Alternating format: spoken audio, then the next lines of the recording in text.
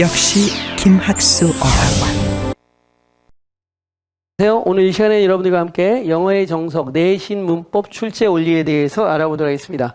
문제는 중학교 3학년 기출문제를 가지고 분석을 할 텐데요. 지금 이 나와 있는 포인트는 중3뿐만이 아니라 고등학교 또는 중학교 2학년 전반적으로 그 이후의 영어에도 전반적으로 필요한 학습 내용으로 구성된 문제이고요. 난이도는 굉장히 높은 최상위 난이도로 구성된 문제입니다. 자, 중요한 포인트 위주로 문제를 살펴보도록 하겠습니다. 첫 번째 문장입니다. 내 아버지는 알아왔다 미스터 김을 2007년 이후로 이렇게 됩니다. 포나 since가 왔기 때문에 앞에는 완료 시제를 써야 됩니다. 완료 시제를 썼고 have been ing라는 완료 진행형의 형태를 사용했습니다. 이게 맞냐고 물어보는 건데요. 이런 문제 출제 원리를 우리가 흔히 1 플러스 1 더블 포인트라고 그럽니다. 어려운 문제들은 1 플러스 1 플러스 1 그래서 트리플 포인트. 한 문장에 그래머 포인트를 3개를 넣어놓고 출제를 하는 겁니다.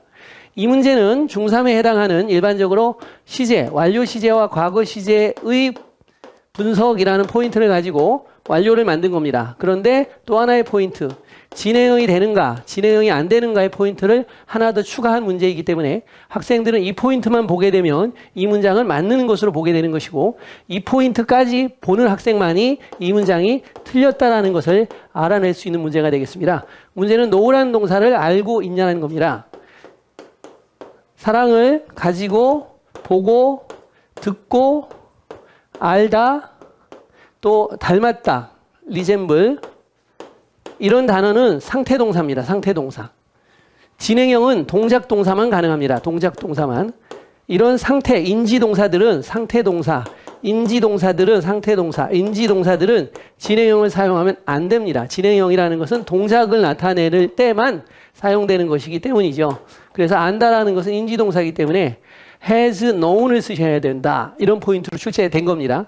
그래서 문제를 조금 더 깊게 정확하게 정밀하게 출제를 하고 다양한 포인트를 융합해서 출제하기 때문에 단순하게 한 포인트 짚고 한 포인트 풀고 이런 학습 방법으로 익숙하게 길들여진 학생들은 이런 문제를 풀지 못하게 되는 거죠. 그 다음 문제 보도록 하겠습니다. 자, 그 다음 문제는 이 문장은 지금 맞는 문장이고요. 이 문장은 틀린 문장인데 두 개를 같은 출제 포인트이기 때문에 같이 가져와 봤습니다. 보도록 하겠습니다. 탐은 그 박스를 go through 통과해 갔다라는 거니까 그 박스를 샅샅이 뒤졌다는 얘기입니다. 그 박스들을 샅샅이 뒤졌습니다. 그의 오래된 사진을 찾기 위해서 이렇게 된 거죠. 자, 앞에 완전한 문장이 왔고 완전한 문장 뒤에 따라오는 것은 준동사라고 그러죠.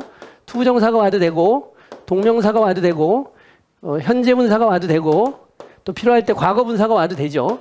그래서 이런 준동사들이 따라붙는 패턴을 우리가 물어본 건데요.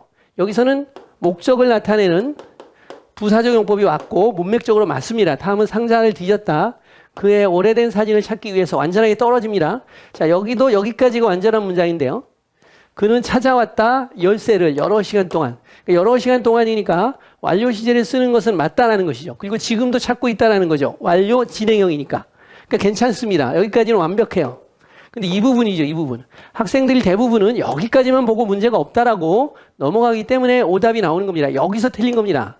그 문을 열면서냐, 그 문을 열기 위해서냐, 시험 문제에 가장 많이 나오는 분사가 맞냐, 투부정사가 맞냐의 출제 원리죠. 시험 문제에 가장 많이 나옵니다. 이 포인트가 준동사의 급여 중에서 분사와 투부정사의 문장에서의 적절한 해석 능력을 가지고 있는가를 출제하는 문제가 되죠.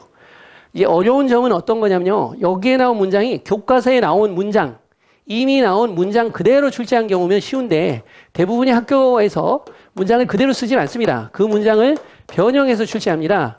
변형해서 출제하게 되면 문장을 정확히 분석해서 해석하는 의미론적으로, 구조론적으로, 문법적으로 올바른지를 평소에 쭉 읽고 훑어보는 학습을 한 학생들은 이런 문제를 절대 풀지 못합니다. 정확하게 하나하나의 문장을 분석하면서 올바른가 틀린가를 습관화해서 공부한, 즉 문법적, 구조적, 의미론적, 문맥적, 전반적인 것을 다 고려해서 정확하고 정밀한 학습을 하는 학생은 이런 문제를 굉장히 쉽게 풀 수 있고 그렇지 않은 경우의 학생들은 이런 문제를 당연히 놓치게 될 수밖에 없습니다. 그래서 내신 문법 출제 원리는 뭐다? 그렇죠. 정확하고 정밀하게 공부를 한 학생이냐 아니면 그냥 영어를 조금 하는데 좀 하는데 감으로 문제를 풀고 있는 학생인가를 정확하게 분별하기 위해서 출제를 한다는 겁니다. 출제하기. 이런 고난도 킬러 문항들이 계속 고난도 킬러 문항이라고 그러죠. 고난도 킬러 문항들이 중학교 2학년부터 나오기, 2학년 2학기부터 나오죠. 2학년 2학기부터 나오기 시작해서 중3, 고등학교 그 이후까지 쭉 나가면서 학생들을 괴롭힙니다.